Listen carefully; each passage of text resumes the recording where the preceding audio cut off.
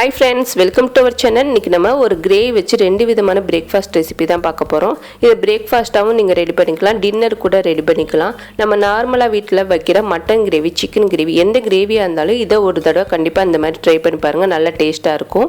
இதுக்கு நான் ஒரு மிக்சிங் பவுல் எடுத்துர்க்கேன். இதுல 1 கப் அளவுக்கு மட்டன் கிரேவி சேர்த்துக்கோங்க.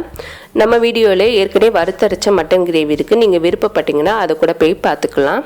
இப்போ மட்டன் கிரேவி சேர்த்ததுக்கு அப்புறமா இது கூட ஒரு பெரிய வெங்காயத்தை நல்லா பொடிசா கட் பண்ணிட்டு சேர்த்துக்கலாம். இது கூட பொடிசா கட் பண்ண கருவேப்பிலை ஒரு 10 பீஸ் அளவுக்கு எடுத்துர்க்கேன். இது கூட ஒரு 2 முட்டை உடைச்சு ஊத்திக்கிற போறோம். நம்ம வீட்ல சண்டே ஆனா மட்டன் கிரேவி, சிக்கன் கிரேவி ஏதாச்சும் ஒரு கிரேவி வைக்கிற டயத்துல மீதம் ஆயிடுச்சுனா நைட் நீங்க டின்னர் கூட இந்த மாதிரி ரெடி பண்ணி சாப்பிட்டுக்கலாம். நார்மலா நம்ம சப்பாத்தி, தோசைக்கு தொட்டு சாப்பிடுறத விட இந்த மாதிரி ஒரு தடவை ட்ரை பண்ணி பாருங்க. இப்போ நல்லா மிக்ஸ் பண்ணிக்கலாம். இப்போ நல்லா கலந்ததுக்கு அப்புறமா இது கூட கொஞ்சமா மட்டும் சால்ட் சேர்த்துக்கோங்க. ஏற்கனவே நம்ம மட்டன் கிரேவில உப்பு இருக்கும். இப்போ கொஞ்சமா சால்ட் சேர்த்துட்டு நல்லா கலந்துக்கோங்க. நல்லா கலந்ததுக்கு அப்புறமா அடுத்து ஒரு தோசைக்கல்லை ஹீட் பண்ணிட்டு கொஞ்சமா ஆயில் சேர்த்துக்கலாம். ஆயில் சேர்த்துட்டு ஊத்தப்பம் எப்படி ஊத்துவீங்களா அந்த மாதிரி சின்னதா ஒரு ஊத்தப்பம் மாதிரி ஊத்திக்கோங்க.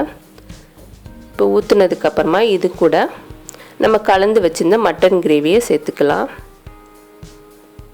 இந்த கிரேவி நீங்க தனியா ஒரு ஆம்லெட்டாவும் ரெடி பண்ணி சாப்பிட்டுக்கலாம்.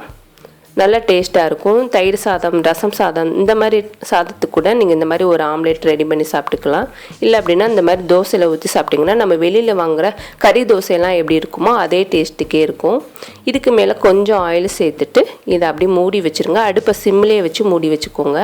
நல்லா ஒரு சைடு வெந்ததுக்கு அப்புறமா திருப்பி போட்டுக்கலாம். இப்போ ஒரு சைடு வெந்திருச்சு, அடுத்து திருப்பி போட்டுட்டு இன்னொரு சைடு வேக வச்சுக்கிற போறோம்.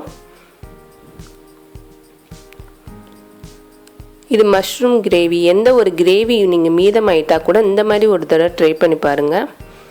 கொஞ்சம் டிஃபரெண்டா நல்ல டேஸ்டா இருக்கும். கறி தோசைல நம்ம எப்படி டேஸ்ட்ல இருக்குமோ அதே டேஸ்ட்ல தான் இருக்கும். இப்போ இத எடுத்து தனியா வச்சிட்டு அடுத்து ஒரு தோசைக்கல்லை ஹீட் பண்ணிருக்கேன். இதுல நான் கோதுமை மாவு, நார்மலா பிணைஞ்ச கோதுமை மாவை நல்லா லேசா தேய்ச்சிட்டு இதுக்கு மேல நம்ம கலந்து வச்சிருந்த மட்டன் கிரேவி சேர்த்துக்கலாம். சேர்த்துட்டு எல்லா கார்னரையும் எந்த ஒரு கேப் இல்லாம மடிச்சு விட்டுக்கோங்க. நம்ம கிரேவி வெளியே வராத அளவுக்கு எல்லா சைடும் மடிச்சு விட்டுட்டு இதுக்கு மேல கொஞ்சமா ஆயில் சேர்த்துக்கலாம். இந்த மாதிரி சண்டே அன்னைக்கு நம்ம கிரேவிலாம் ரெடி பண்ணும்போது மீதம் இருக்கும். அந்த டயத்துல இந்த மாதிரி ஒரு தடவை ட்ரை பண்ணி பாருங்க. கொஞ்சம் டிஃபரெண்டா நல்லா டேஸ்டா இருக்கும்.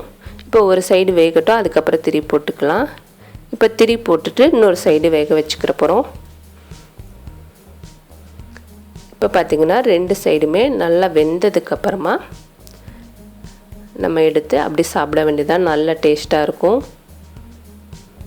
இப்போ நம்மளோட ரெண்டு விதமான பிரேக்ஃபாஸ்ட், டின்னர் ரெசிபி ரெடி ஆயிடுச்சு. இதுக்கு நான் மட்டன் கிரேவி சேர்த்து வச்சிருக்கேன். இதே போல் நீங்களும் கண்டிப்பாக ட்ரை பண்ணி பாருங்கள், நல்லா டேஸ்ட்டாக இருக்கும். இந்த வீடியோ உங்களுக்கு பிடிச்சிருந்துச்சுன்னா லைக் பண்ணுங்கள், ஷேர் பண்ணுங்கள், மறக்காமல் நம்மளோட சேனலுக்கு சப்ஸ்கிரைப் பண்ணுங்கள். தேங்க்யூ.